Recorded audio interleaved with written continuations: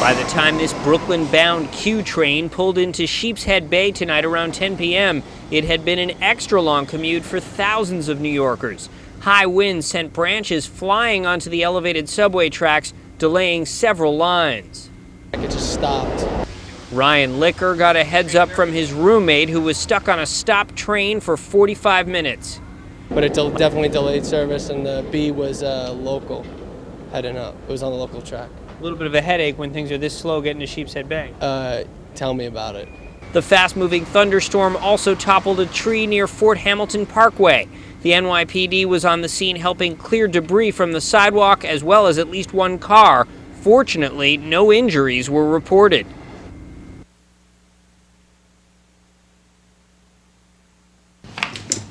In the bottle, they look similar, and in cups, they look almost identical. Lamp oil and apple juice. And it may sound strange, but pharmacists at New Jersey's Poison Control Center say several times in the last few weeks people drank the oil thinking it was juice.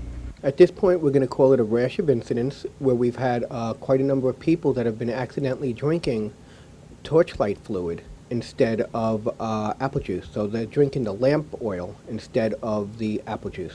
And Bruce Roth of the Poison Center says among the victims, an 84-year-old Burlington County woman who died of poisoning, an 8-year-old Bergen County girl who sustained lung damage, and patients in Hillsborough, Elizabeth, and Patterson. All apparently drank oil designed for those tiki torches so popular in the summertime.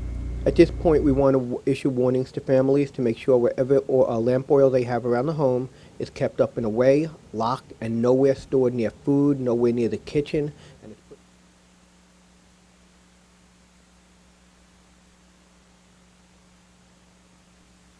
It takes 4 to 5 days.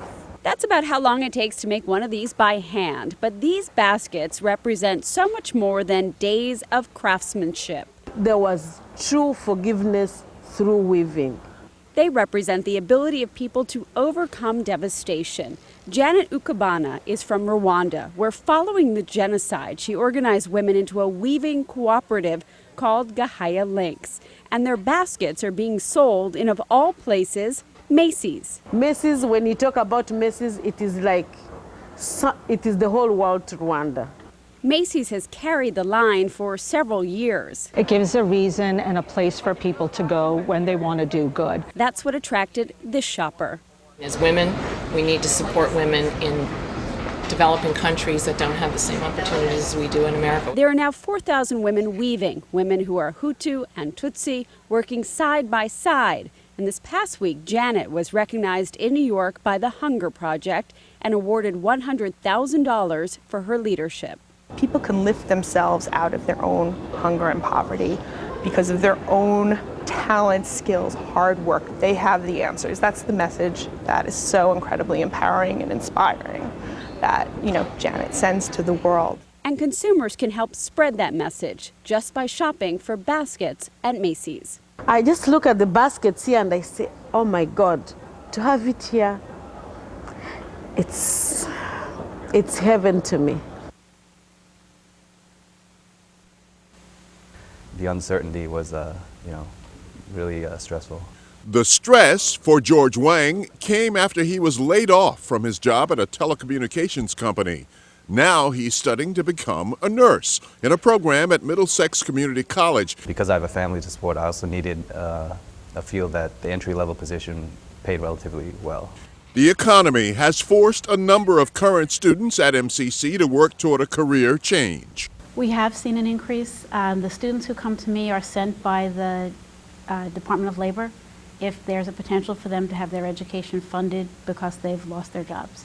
Renina Powell is now studying to be a graphic designer after the electrical contractor she worked for went out of business. You see companies that are doing layoffs and you never really think it's going to affect you. Research shows that college enrollment in general goes up during times of economic hardship. It has also been found that even 1 year of a community college education can significantly increase the earning potential of someone who's been displaced from their job. Ken Lorenzo was a real estate company manager who spent 2 months looking for a job before returning to school. I really need to develop those skills that the employers are going to be looking for. People have gone after what I call credentialed programs, a certificate in management, Microsoft Office certification. And educators say there are opportunities for displaced workers to receive financial aid while studying for new careers. In Edison, New Jersey, Art McFarland, Channel 7 Eyewitness News. Something that kind of stereotypes them into an